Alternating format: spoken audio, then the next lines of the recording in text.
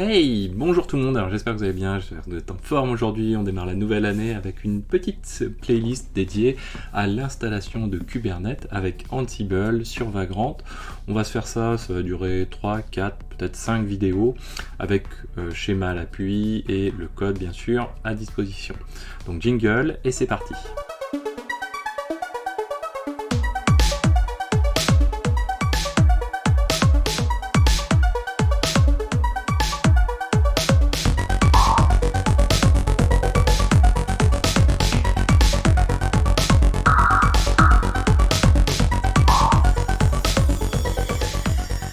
Alors c'est parti, donc du coup on va se faire un petit schéma avant de commencer sur la représentation de ce que l'on souhaite réaliser. Donc pour faire ça, ça va être assez simple. On a besoin, donc on va tout mettre dans une box Vagrant, tout simplement, comme ceci. Donc voilà, on va avoir une box Vagrant. Dans cette box Vagrant, on va avoir 5 machines, en tout cas on prévoit d'avoir 5 machines qui vont être de deux types.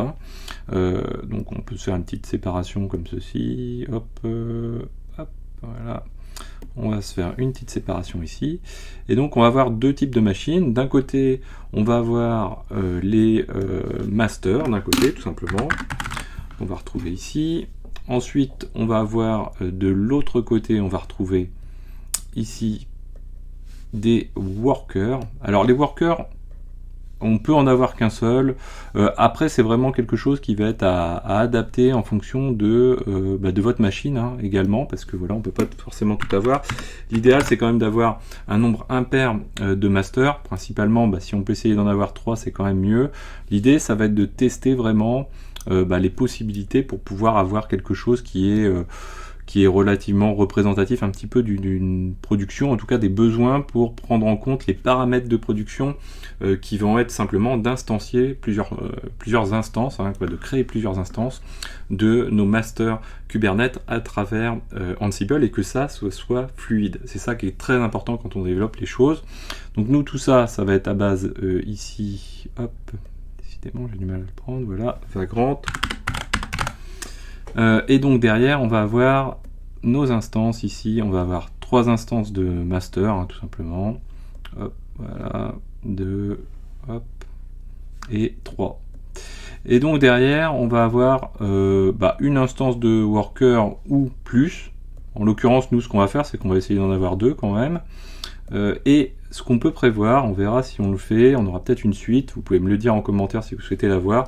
Mais on va certainement, à un moment, se créer, on va dire, un load balancer HAProxy avec Vagrant qui nous permettra de load balancer vers tout simplement vers nos masters, pour les flux qui sont dédiés au master. Et puis éventuellement, hop, comme on prévoit d'avoir un ingress controller, il faudra aussi bien sûr load balancer un autre type de flux. Donc on peut le faire en mode pointillé par exemple, comme ceci. Voilà, le flux qui correspond derrière un ingress controller, comme ceci tout simplement. Alors dans l'idéal, si on voulait être un peu plus représentatif de mode de production, eh bien il nous faudrait 2 HAProxy avec un keep alive day par exemple, qui avec une VIP qu'on va switcher en fonction de la disponibilité du HAProxy ou non. Alors tout ça, là, tout cet ensemble là, hop, toutes ces machines ici, ce qu'on va faire, c'est que première chose, il va nous falloir les mettre dans un inventory. Donc ce qu'on peut faire, c'est déjà lister un petit peu les choses qu'on va avoir à réaliser par rapport à tout ça. En tout cas dans la première étape qui va être la vidéo finalement d'aujourd'hui. Donc on peut remonter un petit peu, hop, voilà, comme ceci. Ce qu'on va avoir, donc on va se mettre en mode écriture propre. Donc première chose, on va dire c'est un peu le mode initialisation, il va nous falloir un Vagrant file pour créer nos fameuses machines. Deuxième chose qu'il va nous falloir, c'est un répertoire dédié à Ansible finalement. Donc on va avoir un Ansible directory. Et finalement, une fois qu'on a créé ce directory, il va falloir le créer dedans un fichier d'inventaire, un inventory, et puis également donc un répertoire de rôle, donc role directory, sachant que nous on va avoir qu'un seul rôle, ça va être celui de déployer Kubernetes. Les variations entre master et worker, finalement on peut les gérer avec le même rôle, tout simplement. Alors moi, dans la manière dont on va concevoir le rôle Kubernetes, parce que c'est finalement in fine, c'est vraiment ce bloc-là qui nous intéresse, ce rôle Kubernetes, ce qu'on cherche à avoir, c'est vraiment le côté provisioning, mais utilisation à travers Terraform. Donc on va voir si ça va jouer après ou pas, parce que derrière, le but pour moi, ça va être de vous ramener dans une autre playlist qui viendra, qui va permettre de créer toute une infrastructure. Donc je vous en ai déjà parlé, si vous ne la connaissez pas encore, on verra ça, mais sur le cloud Infomaniac, avec du Consul, etc. Et le but, c'est de montrer que voilà, quand on intègre un cluster au sein de cette infrastructure, eh bien on va l'intégrer avec Consul, avec KubeRouter, donc c'est le CNI, donc le Container Network Interface qu'on va utiliser, et donc ça va nous permettre derrière d'avoir des choses assez sympas d'un point de vue dynamique au niveau de notre infrastructure. Donc on va créer le rôle, donc le directory. Une fois qu'on a créé le directory, on va s'intéresser donc à l'installation. Donc cette partie-là, on est vraiment sur Ansible. Installation de containerd, parce que voilà, il nous faut un container runtime. Nous on a choisi d'utiliser j'ai choisi d'utiliser containerd, on pourrait utiliser CRI-O ou d'autres, il n'y a pas de souci. Ensuite, une fois qu'on a fait ça, il va falloir également donc containerd, il y a pas mal de petites choses à faire. On va le revoir, donc c'est y compris sa configuration, quoi. Donc il y a sa configuration, voilà. Ce qu'on a également, c'est l'installation de kubelet. Donc installation de Kubernetes, on va dire, de Kubernetes. C'est plus exactement kubelet, le trio en fait, un kubadm, et puis également kubectl, bien sûr, notre client. Donc une fois qu'on a fait ça, on va déjà avoir fait une première step. Ensuite on verra, donc on va mettre dans les grandes lignes les choses, mais on va avoir l'initialisation du cluster. Donc là ça va être le master 1, on va dire, qui va être en charge de réaliser ces éléments là. Et puis ensuite ce qu'on va avoir, c'est des joins. Donc on va avoir les joins des masters restants, et puis on va avoir les joins des workers.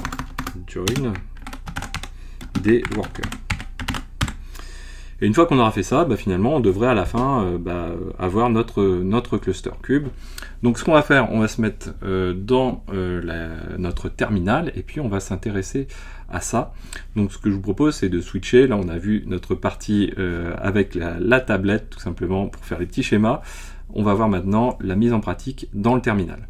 Donc c'est parti en mode terminal cette fois-ci. Donc on va se mettre à créer notre répertoire mkcd, on va l'appeler k8s, je sais pas, Vagrant par exemple, comme ceci, et on va ouvrir un Visual Studio Code dedans, ou un Codenium si vous souhaitez, peu importe.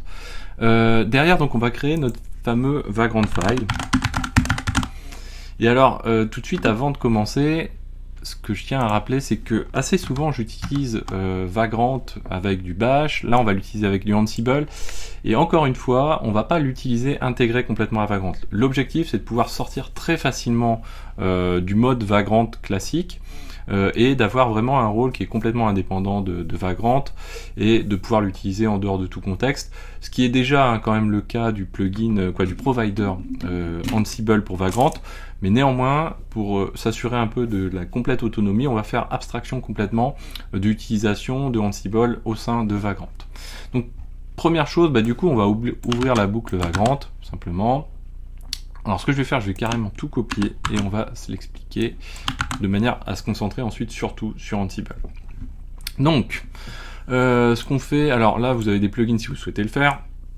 Ici vous avez l'ouverture de la boucle Vagrant. Vous avez la détection du cache s'il existe, le ETC host qu'on a l'habitude de voir dans toutes les playlists, quasiment dans beaucoup de playlists, vous avez le vagrant file, donc là on va l'utiliser encore. Vous avez également donc cette variable ETC host, elle va servir à stocker les commandes qui vont nous permettre de mettre à jour le ETC host de manière à prendre en compte un DNS interne. Je sais qu'il existe une astuce, un plugin peut-être qui permet de faire ça directement sur Vagrant. Là, nous on va le faire d'une manière particulière.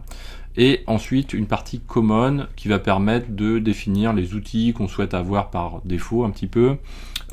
Également pour mettre en place la conf SSHD qui va bien. On va travailler également sur des box de type Bookworm, pardon, j'ai tendance à rajouter le S, donc c'est du Debian 12. Ensuite, ce qu'on va faire, c'est qu'on va configurer une variable de type liste de hash finalement, donc de clés et valeurs, pour l'ensemble de nos machines. Donc nous, dans mon cas de figure ici, on a tout simplement 5 machines, 3 masters, 2 workers. Vous pouvez réduire au moins le nombre de workers, passer à un seul, ça suffira très largement. Le nombre de CPU, je l'ai mis à 4, vous pouvez passer à 2 normalement.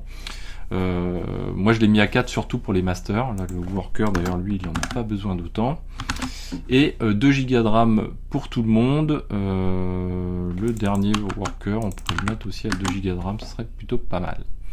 Ensuite, on va typer on va leur affecter un réseau à ces machines-là. Donc nous, par exemple, on va les mettre comme ceci en point 26, de manière à ce que j'ai pas de difficulté après. Mais voilà, l'idéal, ça serait plutôt de commencer à... je vais pas le faire, mais de commencer plutôt à 11 pour le 1, par exemple, enfin quelque chose un petit peu plus logique. Et puis derrière, mentionner le type, donc ici, de machine, c'est-à-dire les masters et les workers. En l'occurrence, le type va pas avoir grande importance, puisqu'en fait, nous, c'est vraiment Ansible qui va contenir toute l'intelligence de la configuration des machines, contrairement à ce qu'on fait habituellement. Néanmoins, ça peut valoir le coup de le laisser, on sait jamais. Ensuite, donc du coup, ce qu'on va faire, c'est que pour chaque élément de la variable node qui est ici, donc pour la liste, on va la parcourir et pour chacune des lignes, on va rédiger dans notre variable tchost, on va venir l'auto-incrémenter d'un echo suivi de l'IP, suivi du nom du host, suivi de double chevron dans /etchost. Ça va venir incrémenter cette liste, cette variable etchost, et quand on va avoir besoin d'installer, donc de mettre à jour, de configurer notre /etchost, et bien à ce moment-là, on va lancer juste la variable qui contiendra l'ensemble de ces lignes de commande. Et puis ensuite, on fait la boucle ici. Dans cette boucle, alors j'ai commenté, c'est pas forcément nécessaire, la partie NatDNS et NatDNS proxy, et derrière, on a les éléments classiques, je dirais, dans l'installation de Vagrant. Qu'utilise Vagrant pour son provisioning à la fois au niveau de VirtualBox, donc nous on va l'utiliser avec VirtualBox, et on boucle sur la liste des nodes. Derrière, moi ce que j'installe, c'est juste, j'ai un install Xavkey, alors lui on peut le supprimer, de manière à ce qu'on soit dans la même configuration tous ensemble. J'ai également, donc on va jouer la variable etchost, donc vous voyez que c'est une variable qu'on joue, mais qui contient tout le script shell. C'est pour ça qu'on dit qu'on a un provisionneur de type shell. Et puis on a le common également qu'on va jouer, donc le common c'est ici, juste s'assurer d'avoir git installé, etc., etc. Et curl, etc. Une fois qu'on a fait ça, derrière, donc ce qu'on va faire, on a une boucle, une boucle supplémentaire.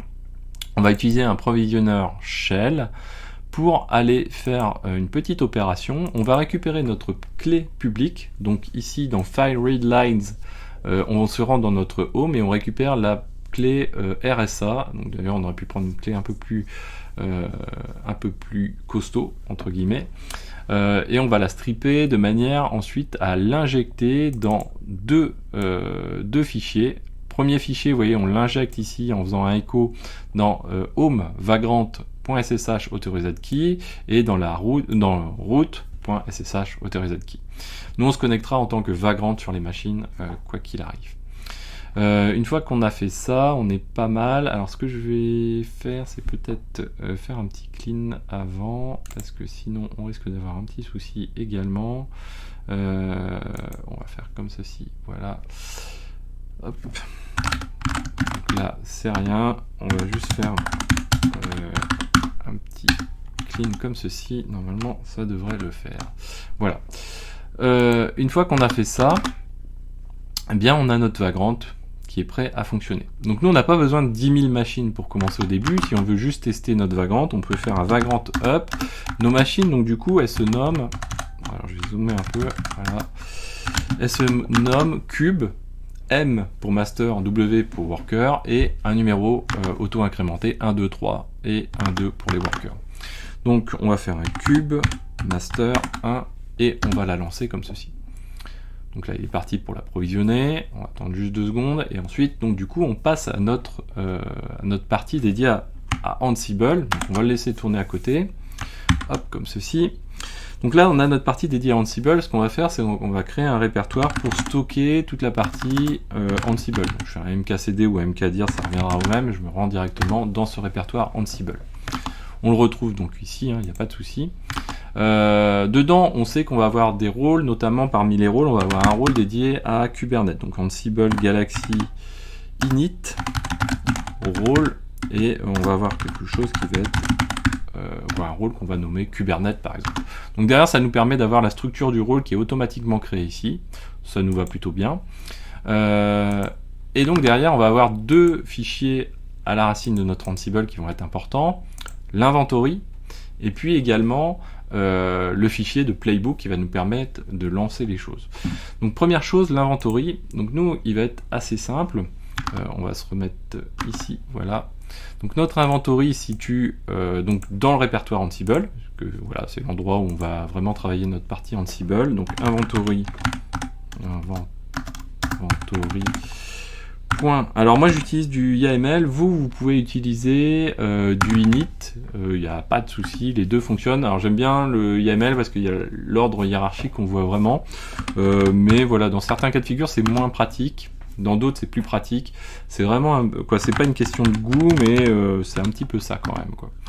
Donc derrière, on va avoir un groupe enfant. On peut se dire, nous, si à un moment on veut installer un chat proxy, on va quand même identifier ce qui est lié strictement à Kubernetes et ce qui n'est pas lié à Kubernetes. Donc dans le groupe all, on crée un groupe enfant qui se nomme Kubernetes, et on va ensuite créer donc d'autres groupes enfants qui vont être les groupes dédiés donc ensuite à la typologie des serveurs dans Kubernetes. Donc on va avoir K8s par exemple, K8s master, et puis on va avoir K8s worker du coup. On va le faire comme ceci, hop, voilà, worker. Alors ensuite, à l'intérieur, ici, ce qui va se passer, c'est qu'on a besoin... Donc moi, j'ai pas de DNS pour les machines qui correspondent donc, au niveau de mon laptop. C'est là où on va jouer la partie Ansible. Donc ce qu'on va faire, c'est qu'on va définir le nom des machines. Donc on a cube m1 2 points. Et ensuite, on va définir le Ansible host qui va être l'IP, ce qui va nous permettre d'avoir la résolution de l'IP qui va se faire à travers l'inventory de Ansible. Donc là, derrière, nous, on a les IP qui sont... Toc, qu'on fasse pas de bêtises, voilà, ces IP là, ici, comme ceci. Et ça, du coup, on va le répéter autant de fois qu'on a de worker, et autant de master, et autant de fois qu'on a de worker. Voilà, donc là, il nous dit juste qu'on en a en double, mais il n'y a pas de souci, t'inquiète pas, on gère. Voilà, donc on n'oublie pas non plus les IP ici, 11 et 12. Voilà. Ensuite, du coup, on va s'intéresser au worker, on va avoir le même principe, on peut le faire comme ceci.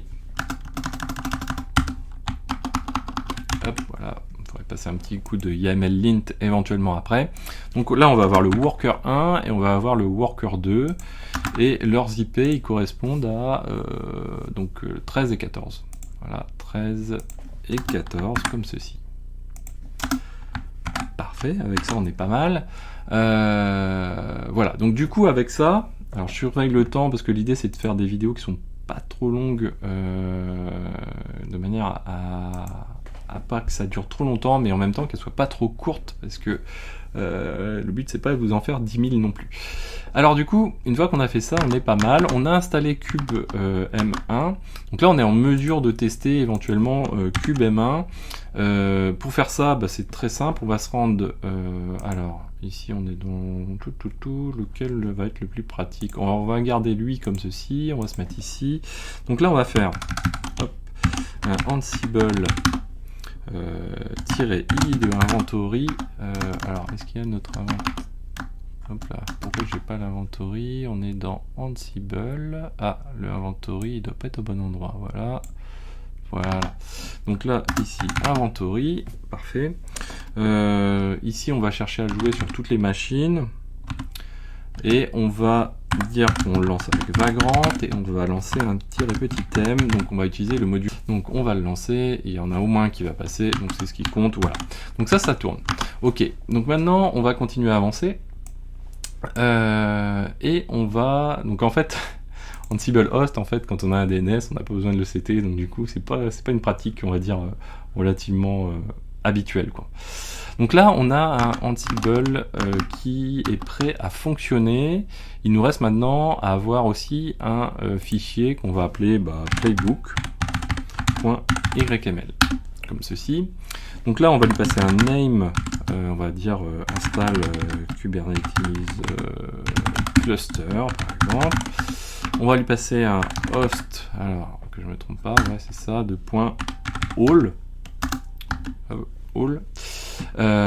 Et alors on va avoir un bicom, alors que je reprenne bien, hop, que je vous passe pas les mêmes bêtises que tout à l'heure. Donc on a bien le host à all, le bicom à yes. Donc le bicom qui permet l'élévation de privilèges, quoi, en fait. Donc c'est peut-être tout simplement. Voilà. L'élévation de privilèges. Et ensuite, nous, ce qu'on va vouloir faire, malgré tout... Alors ça, c'est adaptable, quoi. Là, comme notre cluster il est relativement petit du Kubernetes, j'ai plutôt tendance à vouloir les jouer une par une, les machines, et notamment commencer par le master qui va permettre d'initialiser le cluster et ensuite passer aux autres. Éventuellement, les autres, on peut les jouer à la volée. Une fois que le cluster est initialisé, on peut balancer à la fois des masters, à la fois des workers, et en parallèle, il n'y a pas de souci. Par contre, le tout premier, on ne peut pas le lancer en même temps que les autres, et il faut que ce soit lui le premier qui commence, parce que sinon on a un souci. Donc là, ce qui pourrait être une alternative, si on avait un cluster plus gros, ça serait de se dire, ici, de spécifier le host, c'est-à-dire cube M1, c'est celui qui va nous permettre d'être le leader, et de jouer la même chose que ce qu'on va avoir ici, et de dire, tiens, on va avoir une deuxième partie ensuite qui va être all, par exemple. Donc jouer tout le groupe all. Sinon, ce qu'on pourrait faire, alors il y a encore d'autres options, ça serait de se dire, tiens, on va créer un rôle, un groupe, pardon, cette fois-ci, de master init, donc qui va être un cas plus particulier au sein de nos groupes.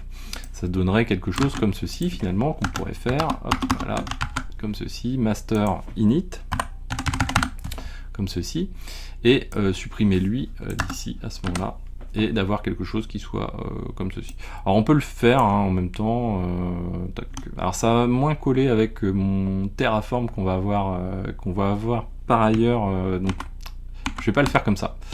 Parce qu'avec Terraform ça va être beaucoup plus facile derrière de gérer des groupes, et de se dire tiens voilà, là on a un groupe de master, un groupe de worker, on va pas avoir d'individualité au sein du K8S master, donc je préfère le faire comme ça, parce que vraiment il y a Terraform. Sinon, honnêtement, franchement, vaut peut-être mieux faire l'autre option et un peu plus intéressante, un peu plus alléchante. Voilà, et donc derrière là on peut faire all, ou sinon on peut faire juste le K8S master et K8S worker sans le init préalable. Nous, ce qu'on va faire, on va rester comme ceci à all pour le moment. On verra, à la rigueur, on se fera un test, vous verrez, ça change pas grand chose finalement.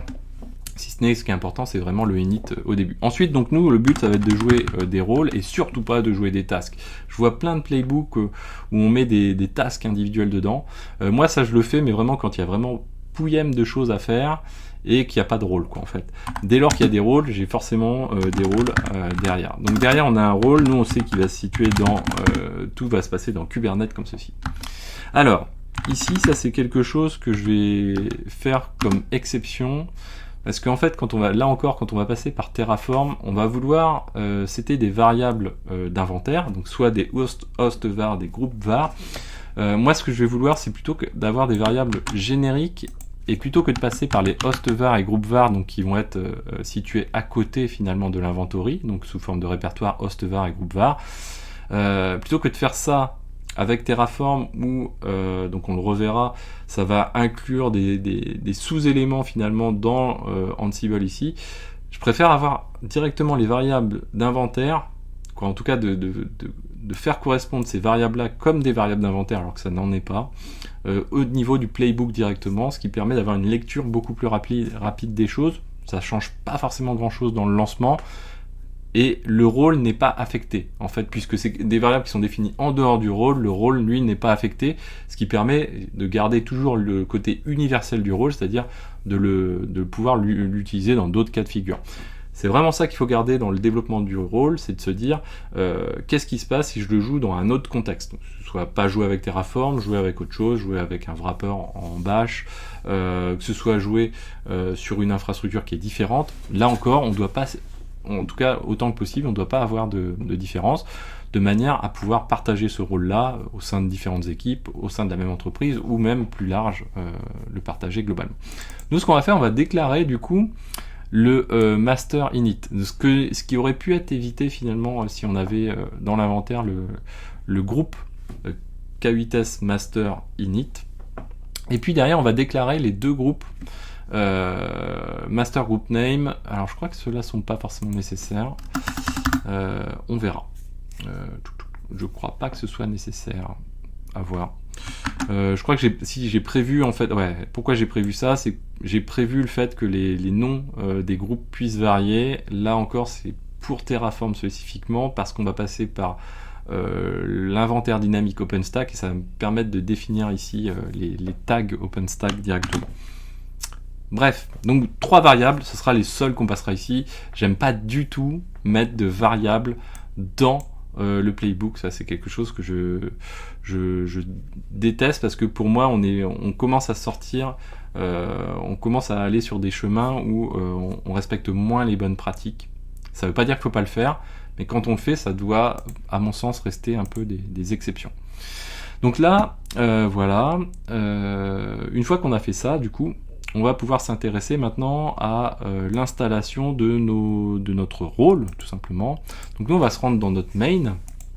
Dans notre main, ici, on va lui dire, puisqu'on va avoir des sous-parties, en fait, on va avoir les prérequis, quoi, finalement. Donc c'est ce qu'on va faire aujourd'hui. Les prérequis qui vont permettre d'installer containerd, de supprimer le swap, et également d'installer les paquets Kubernetes, donc kubectl, kubelet et kubadm.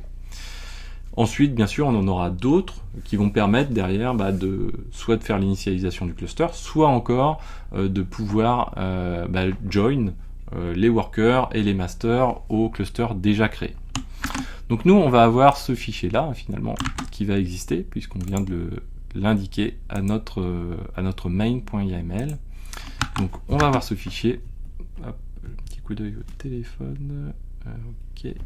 Alors, et donc, une fois qu'on a notre nos prérequis, il va falloir s'y attacher maintenant à nos prérequis.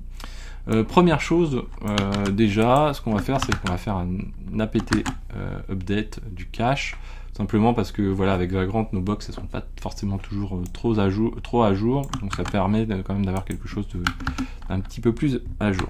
Ensuite, on s'intéresse à la partie cache. La partie swap, pas la partie cache, la partie swap. Donc là, qu'est-ce que l'on fait?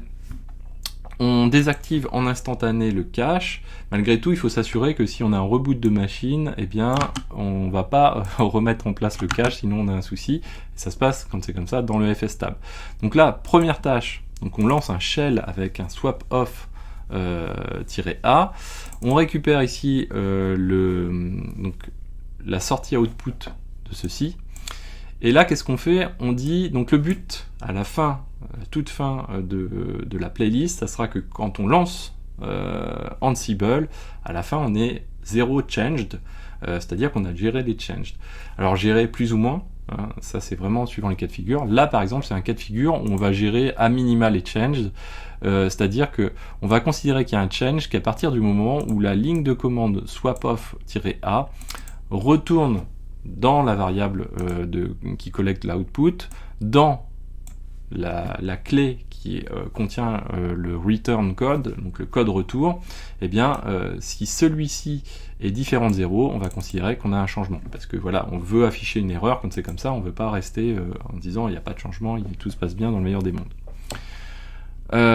Ensuite, ce qu'on fait, avec un line in file, donc lui il est capable de gérer du coup le /etcfstab, bah, si on a quelque chose qui commence par /swap, eh bien on va commenter la ligne tout simplement. Alors c'est pas le cas avec Vagrant, il n'y a pas de swap dans les VM, donc du coup il n'y a pas de souci. Ensuite, bah, on va faire une installation simple de containerd. Alors là on ne se préoccupe pas de la version de containerd, on pourrait s'en préoccuper. En production, vous aurez plutôt mieux le faire. Après, c'est pas quand même quelque chose qui a une vocation à bouger beaucoup. Donc voilà, il y a des questions un petit peu à se poser par rapport à ça, un peu plus que simplement ce que l'on fait. Une fois que ça c'est fait, on va créer le répertoire de configuration, ou en tout cas on s'assure qu'il a été créé, ce répertoire de configuration de /etc containerd. Une fois que ça c'est fait, alors on va avoir un cas particulier à gérer, on va le voir juste après. Ce qu'on fait, c'est qu'on fait un checksum du fichier qui est dans ce répertoire de /etc containerd. Normalement avec l'installation de containerd, c'est déjà en place ces choses-là. Et on va vérifier que config.toml, donc quoi, on va faire un stat de config.toml. Le module stat de Ansible, ce qui va nous permettre, notamment dans ce cas de figure-là, c'est de récupérer une clé qui s'appelle checksum du fichier config.toml. Ce qu'on va faire, c'est qu'on va faire ça, donc avant. Ensuite, on va faire différentes étapes pour venir modifier ce config.toml. Et ensuite, on va faire un nouveau checksum, ce qui va nous permettre de comparer le checksum d'avant et le checksum de départ et de fin, et de vérifier si on a une différence entre les deux. Si on a une différence, ça veut dire que le fichier a bougé. Si on n'en a pas, ça veut dire que le fichier n'a pas bougé. Et de là, on va pouvoir finalement relancer containerd. Alors, tout de suite, je sais très bien que les gens qui connaissent Ansible vont dire « Mais oui, mais à ce moment-là, tu peux passer par un handler ». Dans notre cas de figure ici, on ne peut pas passer par un handler. Pourquoi? Parce que j'ai pas envie de recopier la totalité du config.toml dans un template, par exemple, et je vais le générer du coup à la volée par la ligne de commande containerd qui est prévue spécifiquement pour ça.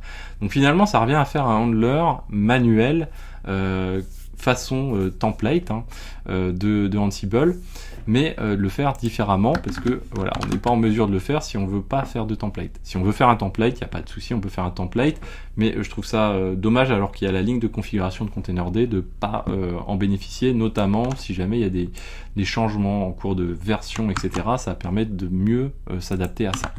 Donc du coup, de fait, première chose que l'on fait, on va générer cette configuration par défaut de containerd. Donc pour ça, on va lancer la ligne de commande containerd config default. Donc là, il va venir générer une configuration qui sort en output. Et nous, ce qu'on fait, l'output, on le récupère directement, on va le mettre dans une variable, donc underscore containerd underscore config. Alors mes variables internes, j'aime bien les mettre avec des underscore. Voilà, c'est juste une question de repère.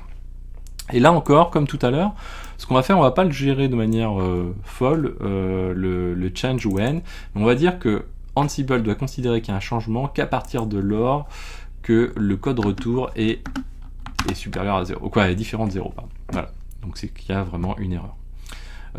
Ensuite, ce qu'on va faire, toujours sur le même principe, cette fois-ci, on va venir copier le contenu de la variable qu'on vient de collecter, donc cette variable-là, directement dans le fichier /etc containerd config.toml. Donc vous voyez qu'on prend la variable, le contenu de la variable, et on utilise le module copy pour venir le copier dans /etc containerd config.toml. Et là, toujours pareil, on gère le change when de cette manière-là. C'est pas la manière, quoi, on va dire, c'est pas le truc ultra abouti, mais en tout cas ça permet surtout de cleaner les changes et d'être sûr, plus ou moins, en tout cas qu'il n'y a pas d'erreur dans ce qu'on a fait. Une fois qu'on a fait ça, donc là on va on va reconfigurer containerd, puisqu'en fait Kubelet va utiliser les C-groupes à travers systemd, et donc on a besoin de reconfigurer le fichier généré par containerd pour matcher avec le fonctionnement des C-groupes à la fois par kubelet mais aussi par containerd. Donc du coup, il faut qu'on active l'utilisation des C-groupes par systemd aussi au niveau de containerd, donc on passe ce systemd C-group à true, et donc pour faire ça, on va parcourir le fichier config.toml, on va rechercher dedans systemd C-group false, on va dire qu'il y a un truc avant, un truc après, parce que voilà, il y a une indentation à respecter dans le toml, et ce qu'on a capturé du coup, ici devant, ça va être l'anti-slash 1, ce qui va être juste après, ça va être l'anti-slash 2. Alors normalement après, il n'y a plus rien, il n'y a rien en fait, mais voilà, c'est préférable de le faire. Et on va utiliser le backref yes qui permet d'utiliser l'anti-slash 1, anti-slash 2.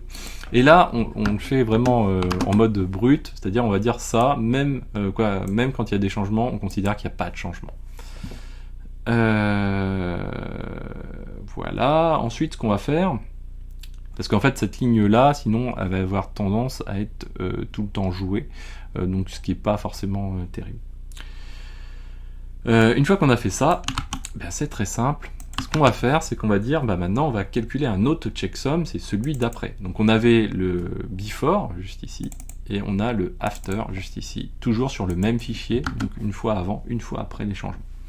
Et donc là, ce qu'on va faire, on va juste mentionner, on va créer une tâche dédiée au restart du service containerd, ici, vous voyez, donc on va s'assurer qu'il est enable, et ça on le fait que quand, donc le when, on a la variable de after qui est différente, peu importe l'ordre, à la variable before. Donc là, avec ça, on gère la différence. Maintenant, alors je check un peu, ça fait combien de temps, voilà, donc il va pas falloir tarder à terminer. Ce qu'on va faire, c'est qu'on va on va s'arrêter à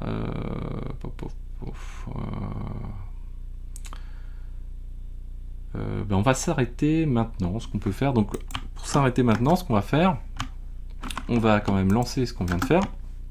Et on reprendra ensuite lors de la prochaine vidéo. Donc on va lancer notre Ansible playbook cette fois-ci, donc -playbook -i inventory.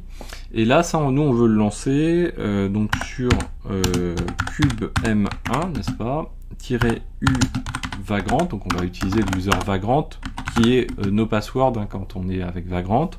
Et puis derrière, on va utiliser le playbook. Donc on va le lancer comme ceci. Hop, c'est parti. Hop. Donc là, il est parti. Il nous dit qu'il est en train de jouer le fichier prerequisite directement. Il fait le update du cache. Il disable le swap. Il disable il remove aussi le swap. Donc là, vous voyez que je vous ai peut-être dit une bêtise. Il y a peut-être le swap qui est présent aussi dedans. Donc du coup, il a fait ce qu'il fallait faire. Et là, vous voyez qu'ici, on a l'install de containerd qui a été faite et la configuration qui a été jouée également. Et puis là, comme il y a une évolution qui a dû se faire à un moment donné, donc là, comme on a mis les changes à no, on ne voit pas où s'est passée la modification. Si jamais on avait besoin d'être plus fin, il faudrait supprimer nos changes pour vraiment avoir quelque chose de plus représentatif. Donc là, ce qui va être intéressant, c'est de rejouer une deuxième fois notre playbook. Donc là, normalement, on cherche à être idempotent, en tout cas à avoir une vérification des choses, en tout cas avoir une synthèse qui est bonne. Et là, vous voyez qu'au niveau de la synthèse, on a 0 change, 0 failed. Donc, globalement, on va dire, c'est qu'on a quelque chose qui correspond en tout cas à nos attentes. Voilà, donc j'espère que cette vidéo vous a plu. On passera dans une seconde vidéo pour continuer notamment cette mise en place des prérequis. Donc n'hésitez pas à vous abonner pour ne pas manquer cette prochaine vidéo. Cliquez sur rejoindre si vous soutenez mon travail, soutenir la chaîne. Et moi je vous dis à très bientôt sur Xavki. Ciao!